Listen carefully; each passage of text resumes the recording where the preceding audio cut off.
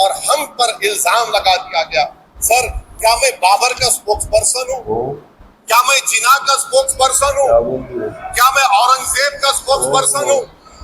बताइए सर। अगर मैं नाथूराम गोडसे से नफरत करता हूँ, मेरी नस्लें नफरत करती रहेंगी। मेरे प्यारे दोस्तों, आज के इस वीडियो के अंदर बात करने वाले हैं और वीडियो दिखाने वाले हैं असदुद्दीन ओवैसी साहब का वीडियो सामने आया है। लोकसभा के अंदर औरंगजेब को लेकर, बाबर को लेकर जो पूरे मुल्क के अंदर जो लोग नफरत फैला रहे हैं, कोई कहते हैं कब्र को खोद देंगे तो कोई कुछ कह जाते हैं, उसी को लेकर असदुद्दीन ओवैसी साहब ने पीएम नरेंद्र मोदी से कर दिए बहुत बड़ा सवाल।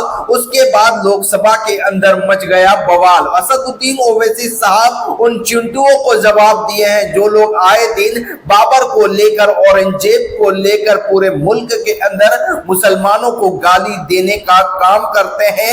आज असदुद्दीन ओवैसी साहब का ये बयान मिस ना करे, हर कोई ओवैसी साहब का ये बयान को सुनना चाहिए। तो बैरिस्टर ओवैसी साहब क्या कुछ बोले हैं लोकसभा के अंदर, ये बयान पूरा जरूर सुने। तो मैं ये पूछना चाह रहा हूं कि क्या मोदी सरकार एक समुदाय, एक मजहब की सरकार है या पूरे देश के मजाहिब को मानने वालों की सरकार है? जिसको नहीं मानते उनकी सरकार है? हमको बता दें। क्या मोदी सरकार सिर्फ एक फिक्र और नजरिया हिंदुत्व की सरकार है? क्या इस देश का, इस गवर्नमेंट ऑफ इंडिया का कोई मजहब है? इस वतन अजीज सबके मजहब को मानता है। बिल्कुल सर, मेरा मानना है कि इस देश का कोई मजहब नहीं है। क्या ये सरकार 22 जनवरी का पैगाम देकर ये बताना चाहती है कि एक मजहब को दूसरे मजहब के मानने वालों पर गलबा और कामयाबी मिली? क्या आईन इसकी इजाजत देता है? क्या ये पैगाम आप जब ऐवान से दे रहे हैं तो 17 करोड़ मुसलमानों को आप क्या पैगाम दे रहे हैं? मैं आप पर छोड़ता हूँ। बिल्कुल सर, 49 में धोखा हुआ, 86 में धोखा हुआ, 92 में धोखा हुआ, 2019 और 22 में भी इस ऐवान के जरिए हमको धोखा दिया जा रहा है। और अफसोस के साथ कहना पड़ता है सर कि मुस्लिम अक़लियत को हमेशा ये कहा गया कि तुमको भारत के शहरी बरकरार रहने के लिए एक बहुत बड़ी कीमत तुमको चुकानी पड़ेगी। दूसरी बात यह है सर, दूसरी बात यह है कि फिर 6 दिसंबर के बाद देश में फसाद हुआ, नौजवानों को टाडा में डाला गया जो बूढ़े होकर निकले। यकीनन आपकी सरकार नहीं थी, आपकी सरकार नहीं थी। अच्छा, बल्कि मैं तो मर्यादा पुरुषोत्तम राम की इज्जत करता हूं,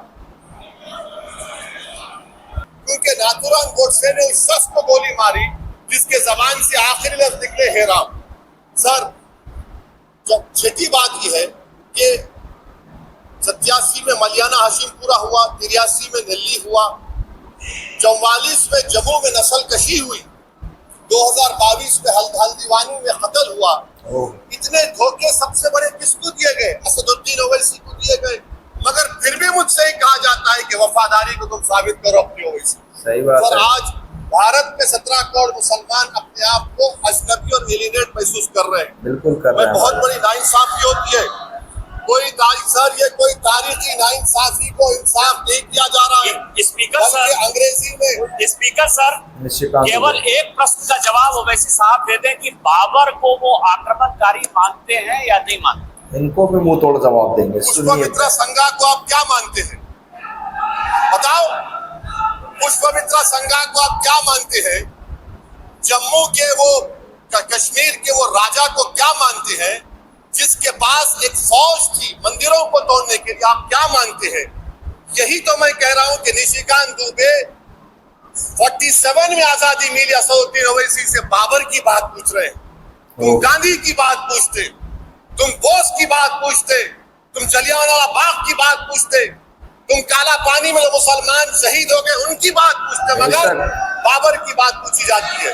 तो सर, मैं आपको बता रहा था, खामखा डिस्टर्ब किए सर, मुझे मेरा वक्त ले लिए निशिकांत दुबे। सर, मैं आपसे कह रहा था, मोदी हुकूमत ये पैगाम दे रही है भारत के मुसलमानों को कि जान बचाना है या इंसाफ चाहते हो। मैं कह रहा हूं, मैं भीख नहीं मांगूंगा, मैं इस दंगी तासुब को कबूल नहीं करूंगा। मैं दूसरे दर्जे के शहरी के मौक़िफ़ को कबूल नहीं करूंगा। मैं अपनी शनाख्त को नहीं मिटने दूंगा। अब मैं झूठी और दिल फरेब बातों पर हरगिज भरोसा नहीं करूंगा। मैं वो काम नहीं करूंगा जो बीजेपी और नाम निहाद सेकुलर पार्टियां चाहती है। मैं वो काम करूंगा जो आपको पसंद नहीं है, संविधान के दायरे में रहकर। सर, कंक्लूजन में मैं आपको बताना चाहता हूं कि आज इस देश को किसकी जरूरत है। इस देश को अयोध्या में, तारीख शायद नहीं पढ़ते होंगे, मौलाना अमीर अली कौन थे, पुजारी बाबा रामचरण दास कौन थे, अयोध्या के पुजारी थे। दोनों ने मिलकर अंग्रेजों के खिलाफ जंग लड़ी थी और दोनों ने अंग्रेजों ने इनको गिरफ्तार किया और एक पेड़ पर मौलाना अमीर अली को और पुजारी रामचरण दास को फांसी दे दी गई। देश को इनकी जरूरत है। देश को शंभू प्रसाद, अचन खां, ये राजा देवी बख्श सिंह के फौज में थे, अंग्रेजों से मुकाबला किया। मुसलमान की लाश को जला दिया गया और शंभू प्रसाद को दफना दिया गया। इस देश को ये जरूरत है। देश को बाबा मोदी की जरूरत नहीं है। आज भारत को अयोध्या के मौलाना अमीर अली और रामचरण दास, अचन खान, शंभू खान की जरूरत है। सर, मैं अभी सुन रहा था ये नाम निहाद सेकुलर पार्टियों के बयानात को। क्या होता है सर, आप खत्म कर रहा हूं, क्या होता है सर, जब काजी साहब गवाहों को लेकर दुल्हन के पास जाते कि तुमको निकाह कबूल है, तो दुल्हन शर्मा के खामोश बैठ जाते। तो इनकी खामोशी रजामंदी की अलामत है। तो सर, मैं खत्म करने से पहले ये बताना चाह रहा हूं कि जब वजीर आजम जवाब देंगे तो क्या वो भारत के 140 करोड़ जनता के लिए जवाब देंगे या फिर सिर्फ हिंदुत्व की फिक्र रखने वालों का जवाब, मैं खत्म कर जवाब देंगे। मैं देश दुनिया मुसलमान देख रहा है। सर, मैं आपको ये भी बताना चाह रहा हूँ, आखिर में कंक्लूड कर रहा हूँ सर, 1 मिनट चाहिए, 1 मिनट चाहिए सर। सर, मेरा मानना ये है कि आज मैं बहैसियत एक भारत के गयूर मुसलमान के, let me stand as a tall Indian Muslim and say that the light of Indian democracy today is at its dimmest today, sir. Sir, in conclusion, क्या बात है, मेरी फिक्र में मेरा ईमान मुझे कहता है कि जिस जगह पर मस्जिद थी, है और रहेगी, हमेशा रहेगी। तो दोस्तों, आप लोगों ने सुना बैरिस्टर असदुद्दीन ओवैसी साहब किस तरह से औरंगजेब को लेकर, मुगल को भी लेकर और जिस तरह से बवाल मचा है बाबर को लेकर।